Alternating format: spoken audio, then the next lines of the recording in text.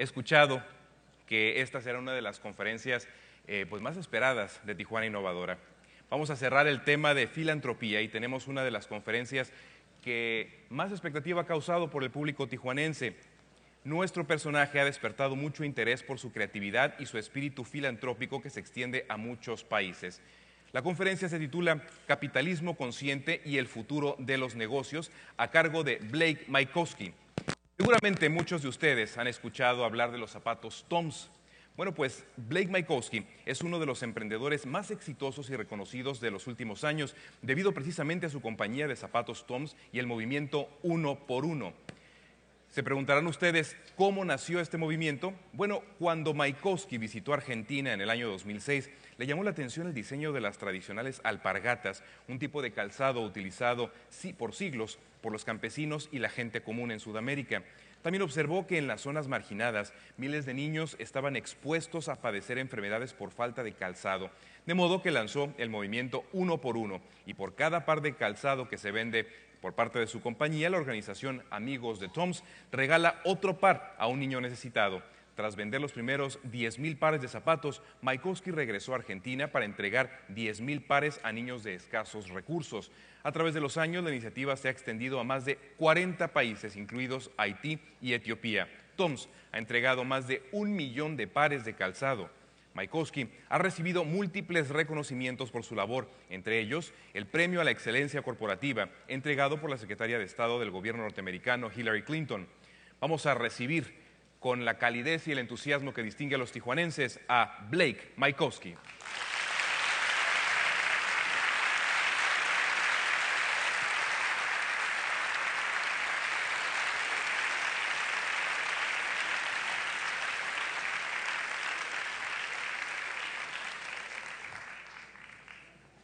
Bueno, pues parece que no está.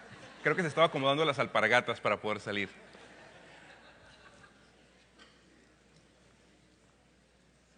Y alguien por ahí, escuchado muchos comentarios entre la gente que venía a Tijuana Innovadora que iban a traer sus zapatos para ver si se los podía firmar.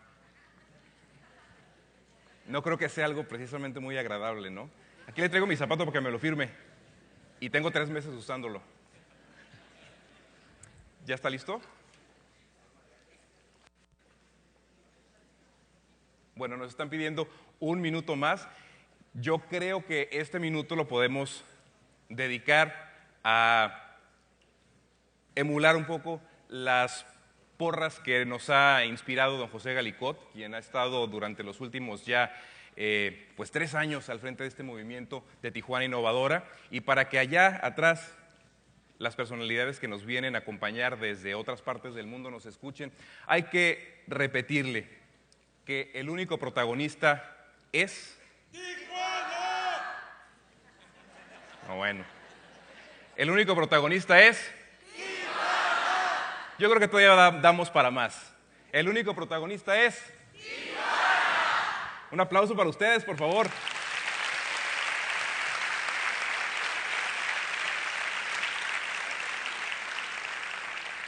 Y ahora sí, ya está listo. Recibámoslo con un fuerte aplauso a nuestro conferencista del día de hoy, el señor Blake Mycoskie. Thank you very much. Welcome. Thank you. Thank you. So, 6 years ago, I was doing something completely different with my life. I was running an online driver's education company. Now, I know that sounds like an oxymoron, but what actually I convinced the state of California was that we could teach teenagers to drive as well online as in the classroom.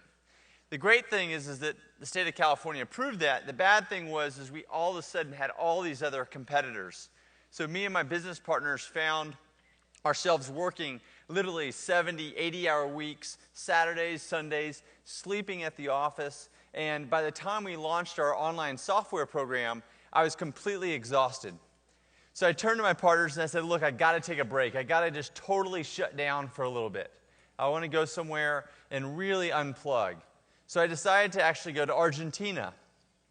Now there's a little of a backstory on why I chose Argentina as my place to relax. About 3 years before that, my sister and I had been on this reality TV show called The Amazing Race. How many people here have seen The Amazing Race? Oh, a lot of people. Okay, great. And so my sister, well, how many people saw it when I was on it 10 years ago? Anyone? No, one person.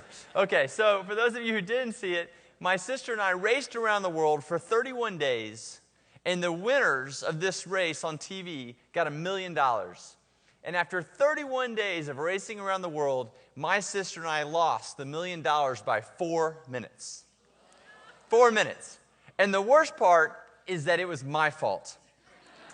And for all the men in the room, I completely epitomized the cliche that guys will never stop and ask for directions. We were literally about to win. Oh, thanks. Cool. We were literally about to win the race, and if I had asked for directions, we would have. So, and the funny thing is actually about a month after the race, I got this text message from my sister. And I looked at the text message, and it was weird. It was like just a random string of numbers. And so I was about to call her, and then I thought, well, maybe actually she had actually dialed me in her pocket. And so I didn't call her. And so a month later, so now 2 months after the race, I get another text message from my sister, and it's another random string of numbers. So this time I call her, and I say, Paige, why are you sending me these random texts? And she says, Blake, those numbers are not random. That is the interest you owe me on my $500,000. And literally, she has been keeping track of this ever since. So I digress a little bit. So Argentina. So I decided to go to Argentina for my break because that's where Paige and I had gone on the Amazing Race in one of the countries. And I made this pact that I wanted to visit all these places again in a more relaxed atmosphere. So I get down to Argentina. I'm going to take 1 month off. And I buy a guidebook and I look at what should I do in Argentina. So Argentina is kind of known for a couple of things. First, the tango. Well, I have absolutely no rhythm, and so tango was not going to be for me. The second was polo. Well, I grew up in Texas and knew how to ride horses, so I thought that would be fun. So I decided to take a few polo lessons, and after falling off the horse and almost going to the hospital, I decided that was not for me. The third thing that Argentina and the guidebook was known for is this great red wine, the Malbec. So I thought, I'm pretty good at drinking wine. I'm going to try this. So I go to start spending the rest of my time at these different cafes, and in one of these cafes, I ended up meeting a couple of women, two were from the United States and one from the UK, that had also been in Argentina almost a month, but they were down there doing volunteer work. And specifically, they were doing something called a shoe drive. Now, I didn't know what a shoe drive was, so I asked more questions, and they explained to me that they were going around to the wealthy families in Buenos Aires, and then asking for slightly used shoes, taking them to these villages about 2 hours outside the city to give to these children that did not have a single pair of shoes. Now, I grew up in a middle-class family and never had to worry about clothes or food or shoes or these bare necessities. So to me, it was really surprising that there were children just 2 hours outside of this great city, Buenos Aires, that didn't have shoes. And even more surprising that these kids were not allowed to go to school because they didn't have shoes. That was part of the required uniform.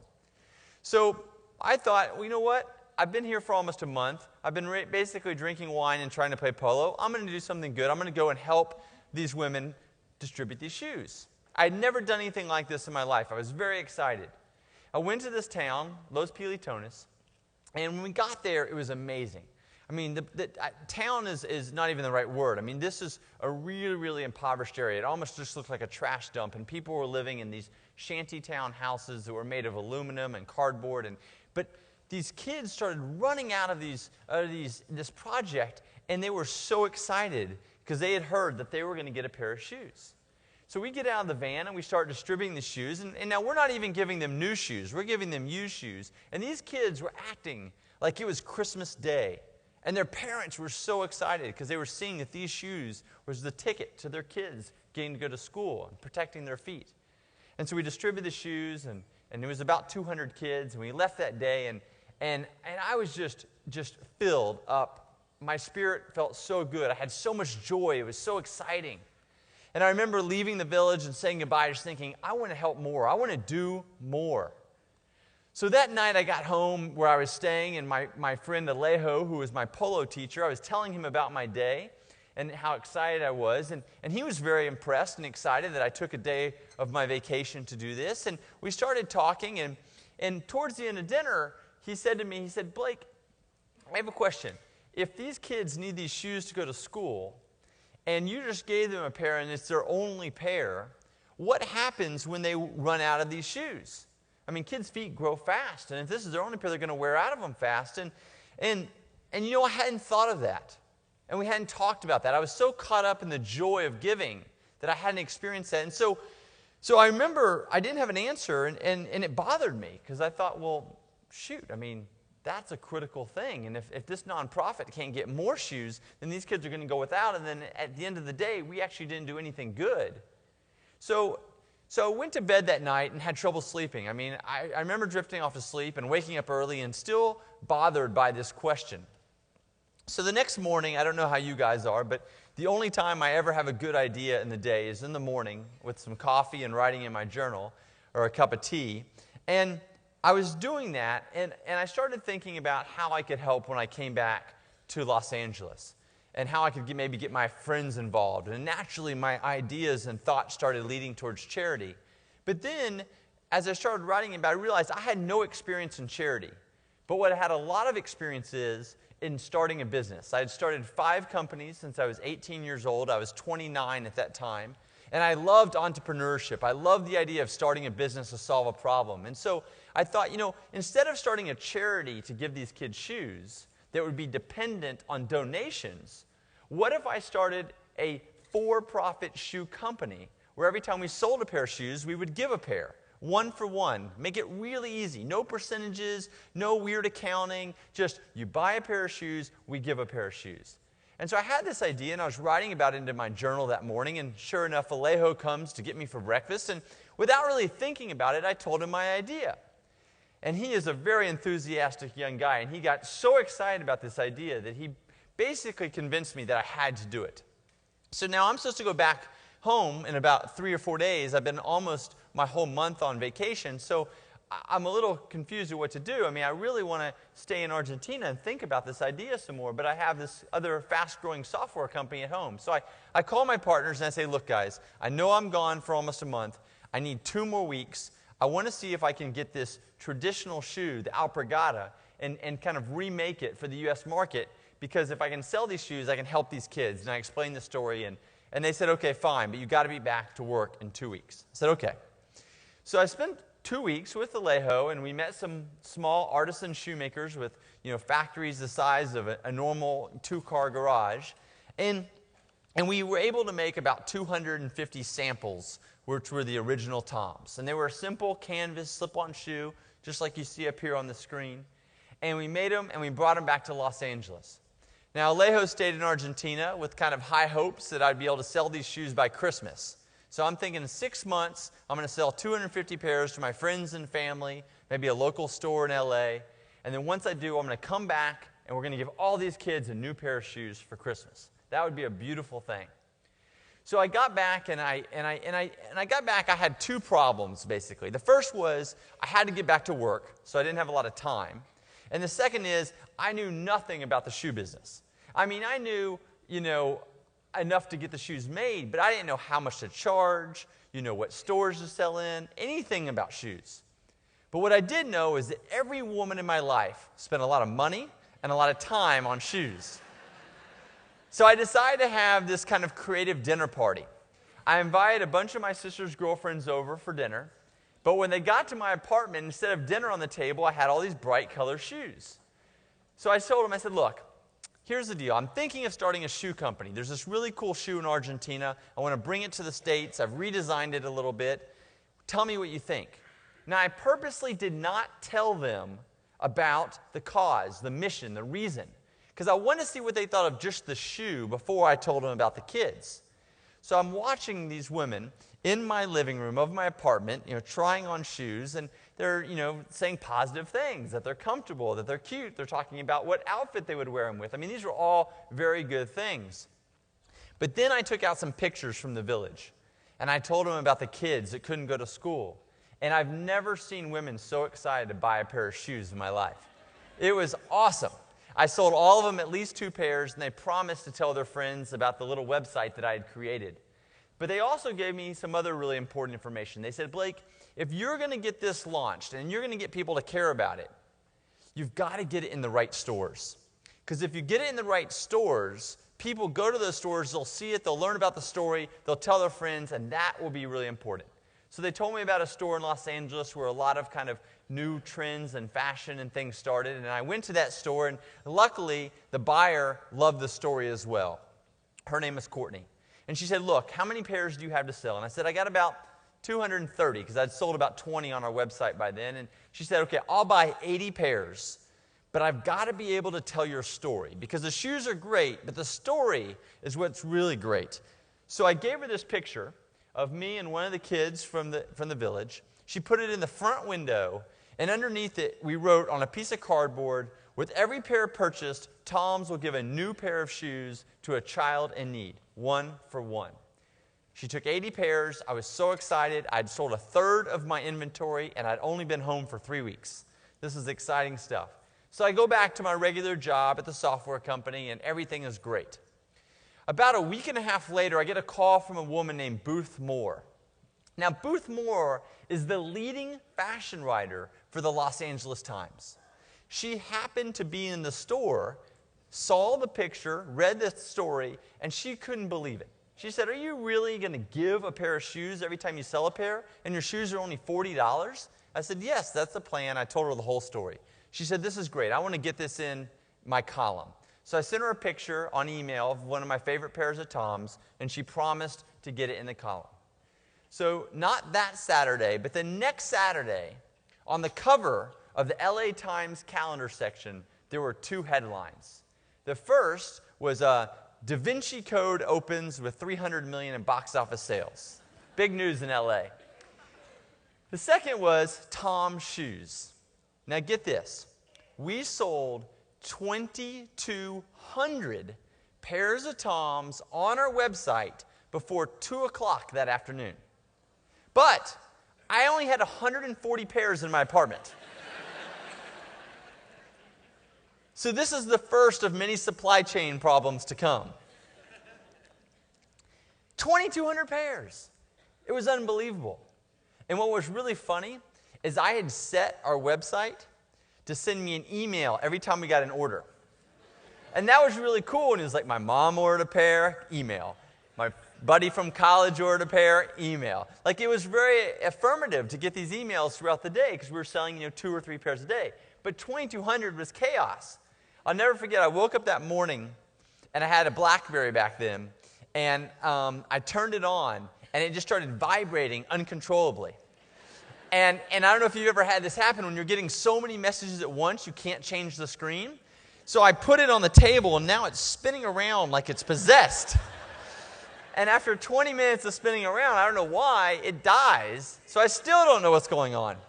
And at that point, I didn't get the newspaper at my house, so I go to meet some friends for brunch, and I get there and walk in the same booth that we sit in every, Saturday morning, and same group of guys, and I walk in, and one of them just explodes out of the booth, and he's like, oh my gosh, this is so amazing, aren't you excited? And I'm thinking, we eat here every Saturday. What's so exciting about it? And he's like, come on, you had to have seen it. And he pulls out the paper, and I told him that my phone died, and then I realized why it died, and that was that. So after that breakfast, I went home, and I had a little bit of a panic. I mean, here I am. I got a software company that's growing like crazy. I have, only 140 pairs in my apartment. I got 2,200 orders, and I think my website had already charged these people's poor credit cards. I mean, I didn't know what I was going to do. I didn't know if Jose and Alejo could make any more shoes in Argentina. And so I did what I think a lot of great entrepreneurs do in a time of dire need. And that is, I put as many ads for interns on Craigslist as possible.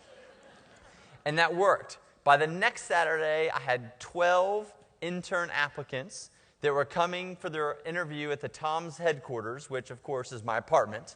And I convinced 3 of these poor people to intern for me for the summer for free. So I give them a couple laptops, give them make sure they understand the phones and the key to the apartment, and I go back to Argentina as fast as I can. I get back to Argentina, I got a duffel bag, and I got the newspaper. I walk into the factory, really this guy's garage, and I say, muchos zapatos rapido. That was all I could speak in Spanish, and it worked. So we start making shoes, right? And luckily, we get to where we can make about 700 pairs a week. And within a month, I had 3,000 pairs. And I was coming back on American Airlines with my shoes checked as cargo. And I got back to Los Angeles. And that was July 2006. Now, in July 2006, a movie came out called The Devil Wears Prada. How many people saw that? Raise your hand. Okay, great. So think back to that movie for a second. I had just seen that movie when I got back home because it just had come out. I'd seen it with my family. A week after seeing that movie, who do I get a call from? I get a call from Anna Wintour's office at Vogue magazine. So the woman that Meryl Streep plays in the movie. Now, I saw how nasty she was to Anne Hathaway's character in the movie. So I couldn't imagine how she would treat me, a guy from Texas who knows nothing about fashion. But when Vogue calls, you go. So I hopped on a plane to New York City, and thankfully I did because then this came out. Now, I want to point out something interesting and maybe obvious, but Vogue magazine does something really great here. They make it look like I know exactly what I'm doing. I mean, come on, this does not look like a guy who's selling shoes out of his apartment with 3 interns. I mean, they made it look like this was like a real shoe company.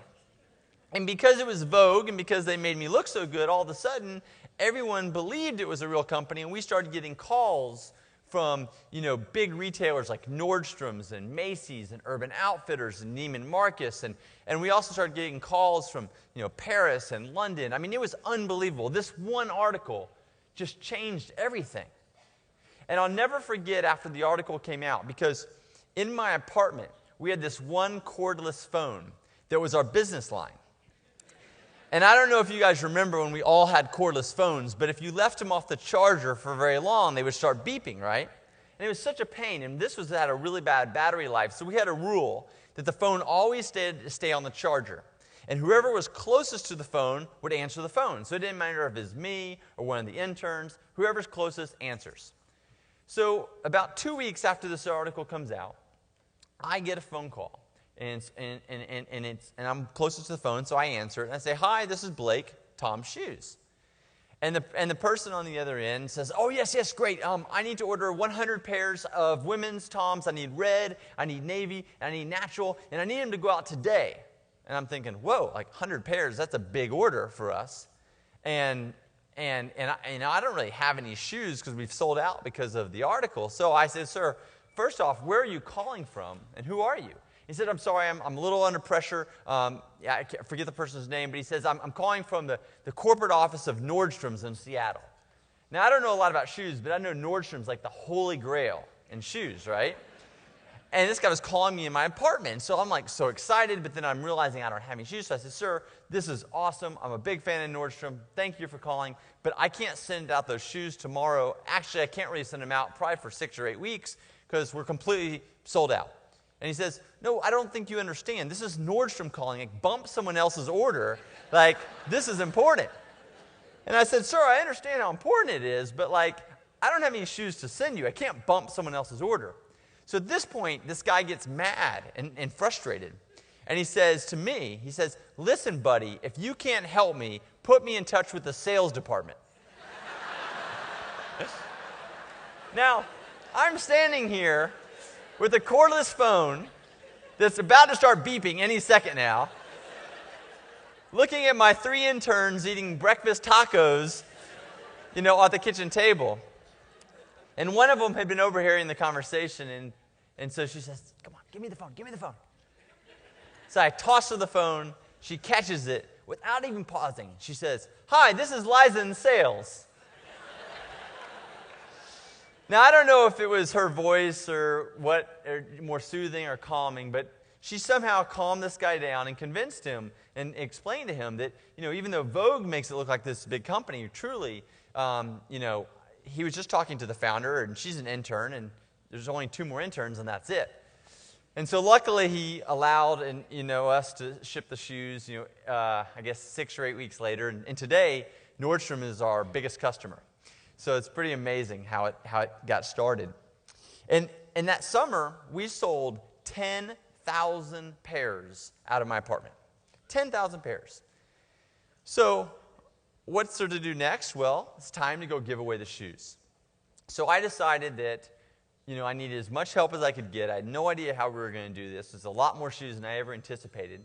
So I called up my parents, called up my brother and sister, got a couple buddies from college, my interns, and we all went down to Argentina, 16 of us. And we spent the next 2 weeks traveling to some of the most impoverished areas, largely in the northern part, distributing shoes at schools, at hospitals. And a lot of people ask me, they say, Blake, when you had the idea for Tom's, did your life change? And as kind of romantic and noble as it would be to say, yes, when I had this great idea, my life changed, the truth is the answer is no. When I had the idea, I was running the software company. It was a small project. It was kind of, I'm going to do this on the side. It'll be great. It'll be fun. Only 200 kids. Definitely not life-changing. But when I took those 16 friends of mine and family of mine down to Argentina to distribute the 10,000 shoes, my life changed in a major way. I mean, literally, it was turned upside down. I'll never forget the first school we went to. I was there, total chaos. It's raining outside. Kids are, running around, trying to figure out what size they are. And I look over at my mom. She's in the corner, and she's not only giving these kids shoes, but she has these handy wipes from her purse, and she's literally cleaning each of these kids' feet. I mean, these kids' feet had blisters, they had infections, they were smelly. I mean, these were not pretty feet. And she was taking care of these kids as if they were my brother or my sister or myself. And I just lost it. I mean, I started crying so hard that I scared all the kids away that were with me. And it was just so amazing that just 4 months earlier, this was an idea, a what if. We all get those ideas all the time, and how many times a day do we say, I'm too busy, I don't have time.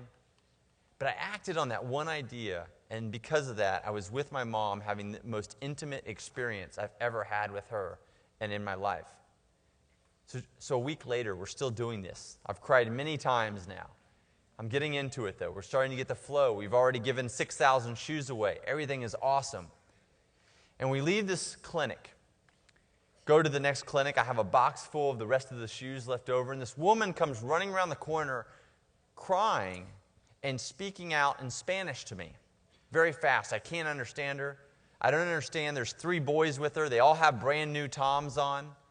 And so I turn to Alejo, and I say, Alejo, will you please ask this woman what's wrong? It looks like these boys got shoes, but she's crying and she's screaming at me, and I don't understand, and please help. And so he goes to her and asks her what's wrong. And as she's explaining to Alejo what she's trying to tell to me, I see Alejo start to cry. And she is now smiling. And so before he even told me what she was saying, I knew she was not crying because she was sad. She was crying because she was happy. But I never could have been prepared for what she told me. She told me that these 3 boys were all her sons, and that for the past year, her sons had been sharing a single pair of shoes. And she showed me the shoes, and they were a pair of old, uncomfortable leather men's Oxfords that were way too big for the kids. It probably gave them blisters and cut their feet. And she explained that her oldest son would go to school on Monday. He would walk an hour and a half to get to school. He would come home right as it was getting dark. He would take off the shoes and give them to his brother, and he would wait until Thursday to get the shoes back so he could go back to school. I mean, can you imagine? Those of you who have kids or brothers or sisters, can you imagine that if you had to wait 3 days to go to school and you knew that education was the only way that you could ever escape the poverty that you were living in? It was unbelievable. It blew my mind to have that experience. And that was about 2 days before I left. And because of that experience and because of my whole 2 weeks there, when I went back to California, I knew that things had to change. Tom's couldn't just be a side project I was running in my apartment with a few interns. I had to make it more serious. I had to go in bigger.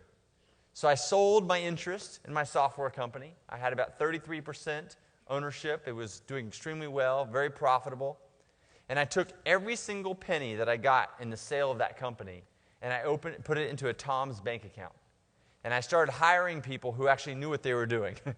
I hired a guy from Nike in sales. I hired a guy from ASICS in production. We got some more press, stuff like Time and People. And before we knew it, we were giving 50,000 pairs of shoes away in South Africa and continuing to replenish our giving in Argentina. And it hasn't stopped. We've given millions of shoes away now, and we're also helping people with their sight. And I could stand up here and talk all day long about the great excitement and the journey of Tom's. But it's rare that I get to speak to an audience that has business people, politicians, students, nonprofit workers. As I look around the audience and as I learned more about this conference on the way here, I thought, you know what? This is such a diverse group that I want to take a few moments and really talk about, lessons that I've learned in the last 6 years that are applicable to every single person in the room. So the first and kind of, I guess, the more the philosophy that I've gained through Tom's that I think is the most important thing I can share, and it's kind of the overarching kind of theme, is that when I started Tom's, it was a spontaneous response to help these kids. And it was giving. And giving feels good. For every person in the room that has volunteered their time or their money or their energy to a cause locally or internationally, you know it feels good. It makes you feel good inside. It connects with your core as a human being. But what I've learned, even though Tom's started as a spontaneous response and it felt really good to give those shoes, what I've learned is that giving doesn't just feel good, it's actually really good for business. And it's actually really good for building your personal resume and your own brand. And I want to give you 3 examples of how I learned this through sequential events the last 6 years. The first thing I realized, and the reason why giving is good for business, is when you incorporate giving into your business, your customers become your marketers. The most expensive thing that any new company goes through, the most difficult part is getting the word out, getting your name out, making people know what you do, what you offer, your services. Advertising is a huge expense for every company. But when we started Tom's, we didn't have a penny for advertising. Yet we've been one of the fastest growing companies in the world in shoes the last 6 years. And the reason is that every single customer tells the story. I'll never forget how I first experienced this. I was in the JFK airport in New York City about a month after we started Tom's, trying to get stores to buy into it. I didn't have a very successful trip. I was a little bit down. I went to the airport, and I wasn't wearing Tom's. I had my running shoes on for some reason. And I go to American Airlines, and I'm getting ready to check in at the electronic kiosk, and next to me is a woman, mid-30s, about this tall, dark hair, and she's wearing a pair of red Tom's. Now, I had never seen a stranger wearing our shoes, so this was a very exciting moment for me. But I wanted to play it cool. So I turned to her and I said, "Excuse me, ma'am, I really love these red shoes you're wearing. What are they?" And she kind of looks up at me and eyes widen and she says, "They're Tom's shoes." And I said, "Oh, okay, cool." And so I keep doing the kiosk like I'm playing it cool. But she wanted more of my attention. So she literally, this little woman, just grabs my shoulder in the airport, pulls me aside, and goes, "No, you don't understand. This is the most amazing company in the world. When I bought this pair of shoes, they gave a pair to a child in Argentina. And there's this guy, he lives in Los Angeles. I think he lives on a boat." And literally, she starts telling me my life story. Word for word. And of course, at this point, I have to tell her who I am. I'm a little embarrassed. She's animated. People are gathering around. And so I say, "Excuse me, ma'am, actually, you know what? My name is Blake. I actually started Tom's." And she's like, pause. Like deer in headlights, right? And she goes, "Why didn't you cut your hair?" And I thought, what? But what I realized is that not only had she bought the shoes, but she had watched all the videos on YouTube of us distributing them, and I had longer hair then. I had a short haircut that summer. And it was amazing because I gave her a hug and said thank you, and I went to my flight, and that one question and that one experience taught me more about business than any of my education. Because what I realized is that woman who thought she was telling the story to a stranger at the airport had probably told tens, if not hundreds, of people the story. She'd probably bought Toms for holiday presents for her brothers and sisters and parents. She'd probably posted about Toms on Facebook or on Twitter. I mean, how many children had gotten a pair of shoes because of this one woman? And that's when I realized we didn't need to focus on marketing and advertising because the story was what the customers were doing it for us. And I don't think I'd be standing up here today, and I don't think millions of children would have shoes if it wasn't for that. So why is giving good for business? When you do it, your customers want you to be successful. They want to tell your story. It cuts way down on your marketing and advertising. The second reason is what it does to your employees. You know, in the early days of Tom's, we had very, very little money. We had no office space. We had no perks. We had no health care. We had nothing that would attract great talent. Yet we got people from IBM and Deloitte and Patagonia and Nike and ASICS and Goldman Sachs. And we got the best talent in the world. And we were not even able to pay them close to what they were making other places. How? Because people want to work for more than a paycheck. They want their life to count. And if they can work at a company that puts giving and serving others at the front, they will work harder, they will stay longer. It's unbelievable. We have now over 350 employees at Tom's, and I would say that the talent that we bring in and the retention that we have would beat any company in America, maybe even the world. Because people are there because they believe and they care, not just because we pay them and give them good benefits. So a lot of companies and a lot of CEOs I talk to say, well, Blake, we can't do one for one. We're this huge multi-billion-dollar company. We're established. We have shareholders. We can't do what you do. So how do we connect with our employees? How do we make this work? I say, look, every company can sponsor, a day off every quarter or every year for their employees to go volunteer locally. It's not about how much you give, it's about the intention. And what happens is when your employees start serving together, they forget about all the office politics and the frustrations and that client that's a pain in the butt. Because when you're serving, you realize how thankful and lucky you are when you're serving others. And so every company can incorporate giving, even if it's just volunteering your employees' time locally. And it makes a huge difference, not only in your community, but in the lives of your employees, which then makes a big difference in your bottom line. And the third thing and final thing I'll wrap up on is that when you incorporate giving, whether you're a business, a student, thinking about getting another job, it does something to the way that people interact with you. People want to see you succeed. People want to partner with you. It's amazing because not only do they feel good about helping you, it makes them feel better about themselves. It actually helps them sometimes. The craziest thing that happened to us a few years ago was one of the largest communication companies in America, AT&T, decided to use us in their national commercial.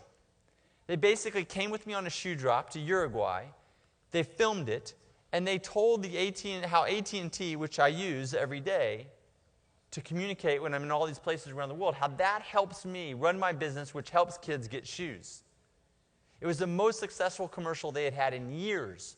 People connected to the AT&T brand and technology like they hadn't in a very long time. But you know what it also did? It helped us sell hundreds of thousands of shoes. And we didn't pay a penny for it.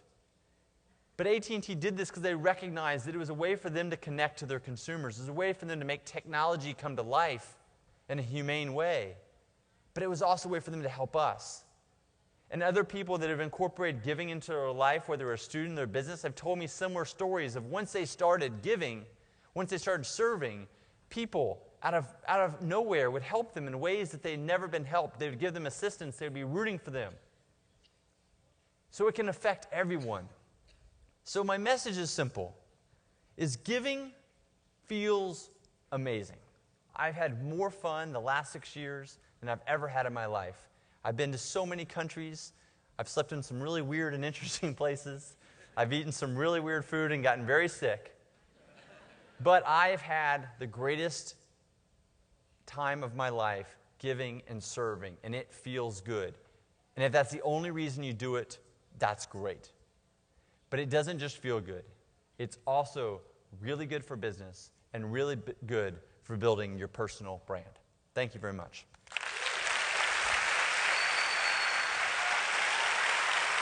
Thank you.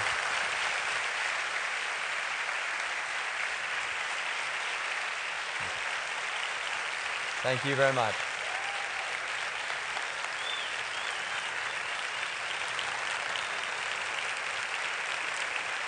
Thank you.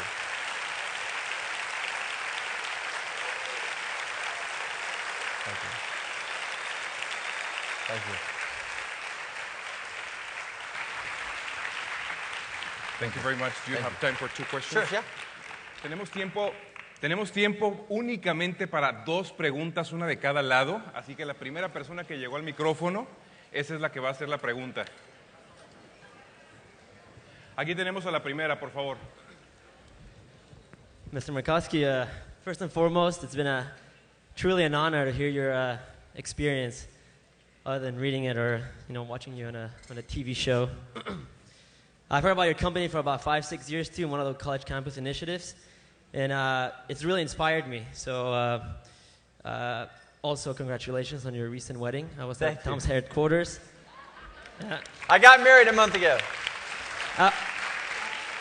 I actually just moved to LA, and I found out Tom's headquarters is in LA, so I dropped by. Great. And I saw a big sign, so congratulations on that. My question is, for someone who has recently started and launched a company where giving is at its core, just like yours, what were the challenges in the first gesticulation stage, where from the 0 to 12 months, where it's very difficult? What are some of the challenges, the do's and don'ts that you had in your company that you could advise someone who wants to follow up those steps? Great. So I think the question you're asking, I want to repeat a little bit so over here, is you're starting a company also with giving at the core. What are some of the biggest challenges and what are some of the advice? I mean, the number one thing I can say, and this literally is a make or break thing for Tom's, and a lot of people don't realize this, is when we first started, our retailers and people were like, wow, you're doing giving, you're helping, that's amazing. We'll give you a discount, or we'll treat you special, or we won't make the same margin. This is really great you're doing this. And I refused any special treatment.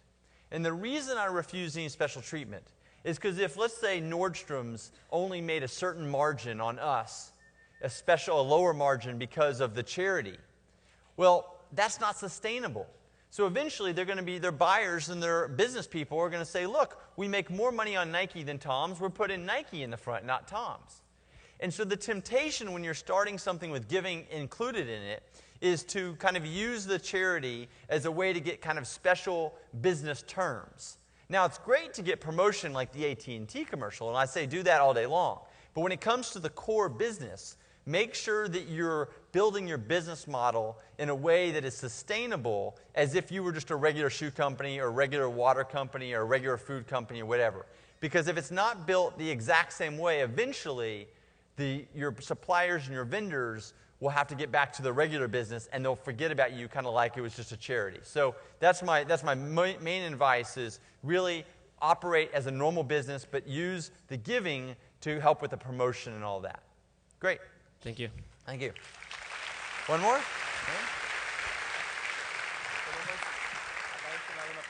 Hello. Our question basically, I guess, for everyone here, will you ever branch out into Mexico for manufacturing your shoes, and especially here in Tijuana? Yes, yes.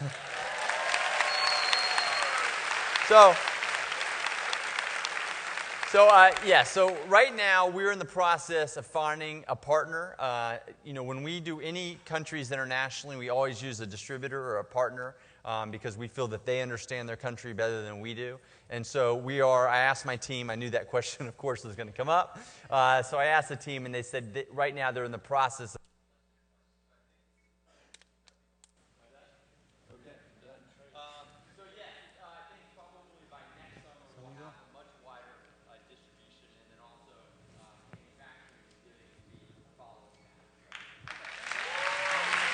Blake.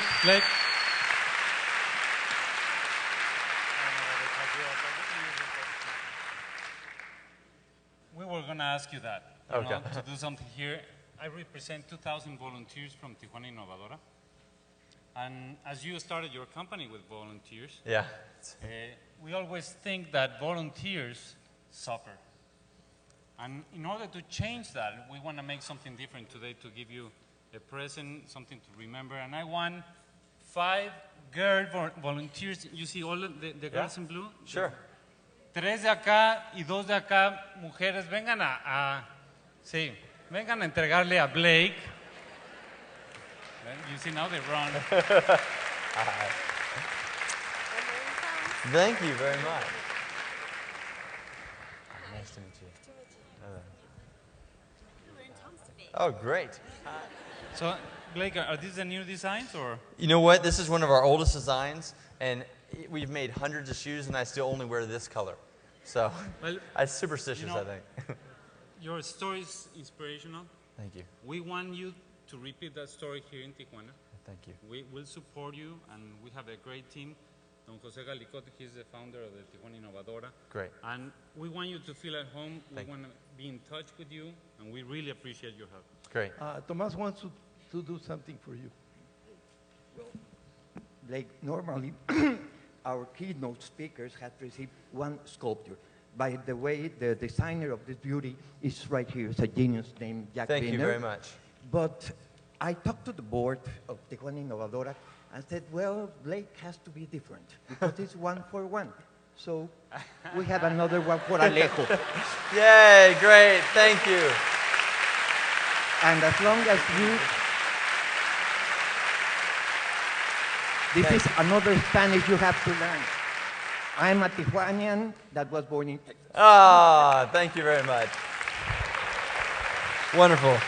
So you're officially from Tijuana. Thank you.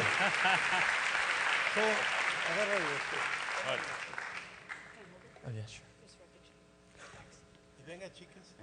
Ponla ahí para que me Vean la carita, agarren la mano. surprise. Vale. Le agarro la mano, ¿qué va a decir? Give me your hand, sir. Yes, yes. Thank you. Come on. Blake Mycoskie.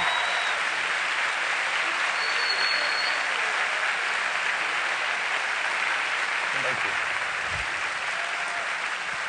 Thank you, guys. Thank you very much. It was awesome.